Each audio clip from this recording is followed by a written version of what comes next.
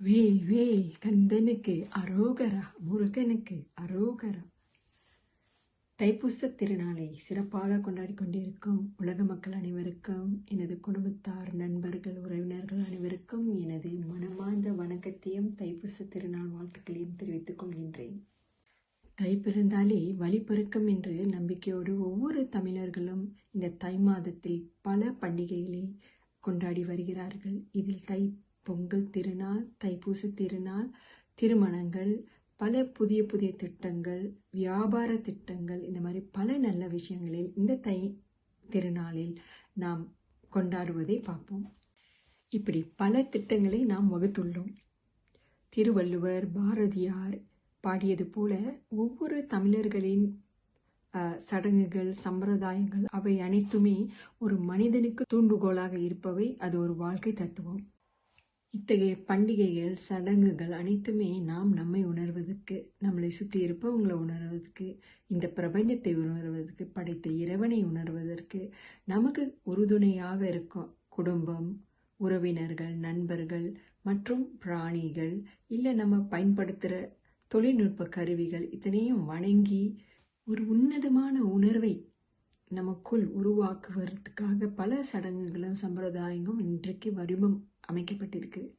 இன்று நாம் கொண்டாடி கொண்டிருக்கும் தைப்பூச திருநாள் த காட் ஆஃப் மேக்னெட்டிக் ஃபோர்ஸ், அதாவது கந்த பெருமானை வணங்கி உலகம் முழுதும் இயங்கிக் கொண்டிருக்கும் காந்த சக்தி, காந்த அருளை கொண்ட கந்தனை உணர்வதற்காக செயல்படுகிறது. இப்படி பல தத்துவங்கள், பல விஞ்ஞானங்கள் உள்ளடக்கம்தான் இந்த நாம் கொண்டாடும் பண்டிகைகள்.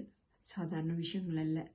மன்னிக்கவும், இந்த தைப்பூச வேளையில் நான் பேச வேண்டிய விஷயத்தை திசை திருப்பி விட்டேன் என்று கூறலாம். இன்று நான் உங்களோட பேச வேண்டிய விஷயம் என்னன்னாக்கா, இந்த வேளையில் நம்ம தொழில்நுட்பத்தை பற்றி பார்ப்போம். அதாவது தொழில் செய்வது, வியாபாரம் செய்யறது பற்றி நாம் இன்றைக்கு பேச போகின்றோம். எனக்கு வியாபாரம்னா ரொம்ப பிடிக்கும். உங்களுக்கு எப்படி வியாபாரம்னா பிடிக்குமா? அப்படி உங்களுக்கு பிடிக்கும்னா எஸ்ன்னு சொல்லுங்கள்.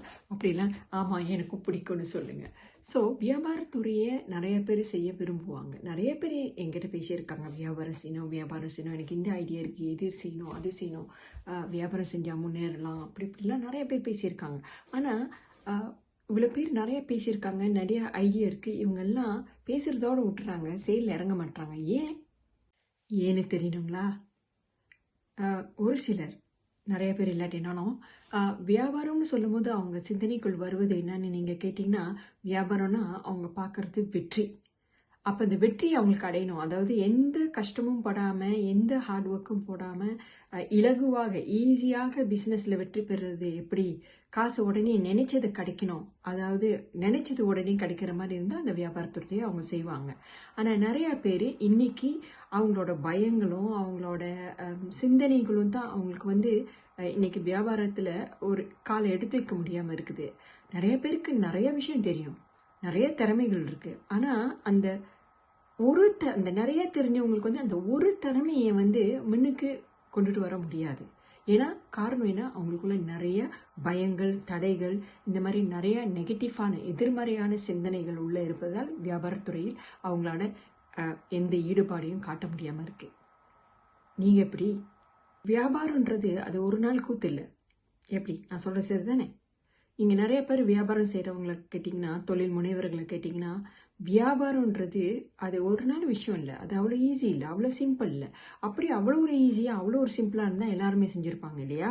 ஆனால் இன்னைக்கு வியாபார துறையில் இருக்கிற நுணுக்கங்களை நாம் தெரிஞ்சுக்கிட்டால் அதை ஈஸியாக வழி நடத்தலாம். அதுவும் மிந்தி மாதிரி இப்போ வியாபாரத்துறை ஒரு கடினமான ஒரு துறை அல்ல. இப்போ வியாபாரத்துறை தொழில்நுட்ப வளர்ச்சியினால வியாபாரம் இன்னைக்கு மிக இலகுவாக நம்ம கொண்டுட்டு வரலாம். வியாபாரத்தை மிக இலகுவாக எல்லாமே செயல்படலாம். ஏன்னா தொழில்நுட்ப வளர்ச்சி அப்படி. மிந்தி மாதிரி நம்ம கஷ்டப்பட்டு எதையும் உருவாக்குறது இல்லை. அந்த கலையெல்லாம் மாறி போச்சு. இன்னைக்கு நீங்கள் மாற்றத்துக்கு தயாராக இருந்தீங்கன்னா எல்லாமே ஒரு இலகுவான ஒரு ஈஸியான வேயாக கரெக்டான வழியில் நீங்கள் வியாபாரத்தை வழி நடத்தலாம். அதுக்கு எந்த தடைகளும் இல்லை. வணக்கம், உங்கள் அனைவரையும் வரவேற்கிறேன் எனது மணி மேக்னெட் பள்ளிக்கு. அதாவது திரும்ப பள்ளிக்கூடத்துக்கு போகணுமான்னு நினைக்கிறீங்களா? இல்லை, பள்ளி இல்லை, இது வந்து ஒரு பயிலரங்கம். அதாவது தொழில்நுட்பத்தை எப்படி நாம் சரியான முறையில் வழி நடத்தி நாம் நினைக்கிற, அதாவது நாம் இந்த ஒவ்வொரு ஆண்டும் நம்ம வந்து ஒரு இலக்கு போடுவோம், இவ்வளோ அடையணும், இவ்வளோ வெற்றி அடையணும், இவ்வளோ சாதிக்கணும், இவ்வளோ நம்ம வந்து என்ன சொல்லுவாங்க, பணம் சேர்க்கணும் அப்படின்னு நம்ம ஒரு திட்டங்களை வகுப்போம். அந்த திட்டங்களை வந்து இலகுவாக எப்படி வந்து நீங்கள் தொழில்நுட்பத்தில் நீங்கள் அடையலாம் அப்படின்ற சில நான் என் வாழ்க்கையில் பயன்படுத்தின சில நுணுக்கங்களை உங்களோட ஷேர் பண்ண இருக்கிறேன் இந்த பள்ளி அரங்கம் மூலியமாக. அதாவது இந்த பள்ளிக்கூடம் மூலியமாக இங்கே நான் படிக்க வரல, எனக்கு தெரிஞ்ச விஷயங்களை உங்ககிட்ட ஷேர் பண்ணி நீங்களும் என்ன போல நல்லா வெற்றி அடைந்து சந்தோஷமாக உங்கள் வாழ்க்கையில் நீங்கள் வெற்றி அடையணுன்றதுக்காக இந்த பிஸ்னஸ் மேக்னெட் என்ற ஒரு பயிலரங்க நான் வழி நடத்த இருக்கின்றேன். அதில் சந்திப்பதில் நான் ரொம்ப மிகவும் மகிழ்ச்சி அடைகிறேன். என்னை தெரியாதவங்களுக்கு சொல்கிறேன், நான் என் பேர் ஜோதி கார்த்திகா. நான் கடந்த 35 வருடமாக தொழில்துறை, அதாவது தொழில்நுட்பத்துறையில் வளர்ந்து வந்திருக்கேன். அதாவது பல பயிலரங்கங்களை மக்களுக்கு நடத்தியிருக்கேன். அதாவது பிஸ்னஸ் துறையும் சரி, தன்முனைப்பு துறையும் சரி, இந்த மாதிரி பல பயிற்சிகளை நான் வழங்கி வந்திருக்கேன். தற்போது பிரிட்டானியாவிலிருந்து செயல்பட்டு கொண்டிருக்கிறேன். இன்று நான் உங்களிடம் இந்த வருடம், அதாவது வருகின்ற 2021ஆம் ஆண்டு நம்ம எப்படி தொழில்நுட்பத்தை வளர்த்து கொண்டு நாம் நினைக்கிற இலக்கை அடைவது மட்டுமல்லாமல் வளர்ச்சி பெற்று சுற்றி இருப்பவங்களையும் சந்தோஷப்படுத்தி நம்மளும் சந்தோஷப்பட்டு எப்படி நம்மளோட பொருளாதார மேன்மைக்கு நம்மளோட வெல்த், அதாவது அசெட்ஸ், வெல்த், இந்த மாதிரி பல விஷயங்களை நம்ம வந்து வளர்ப்பதுக்காக இந்த பயிலரங்கை நான் தொடங்குகிறேன். நான் இன்று உங்களோட ஷேர் பண்ண போகிற விஷயங்கள் எல்லாம் இது தனிப்பட்ட ஒரு கருத்து.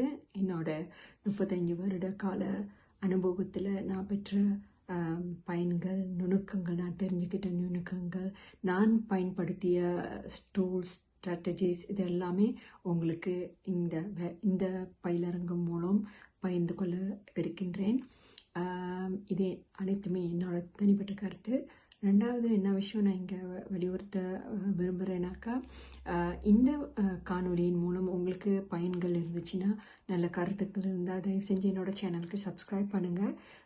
கமெண்ட் காலம்ஸில் உங்களோட கருத்துக்களையும் பகிர்ந்து கொள்ளுங்கள். ஒவ்வொரு கருத்துக்களையும் நான் வந்து சீரியஸாக அதை நான் எடுத்துக்குவேன்.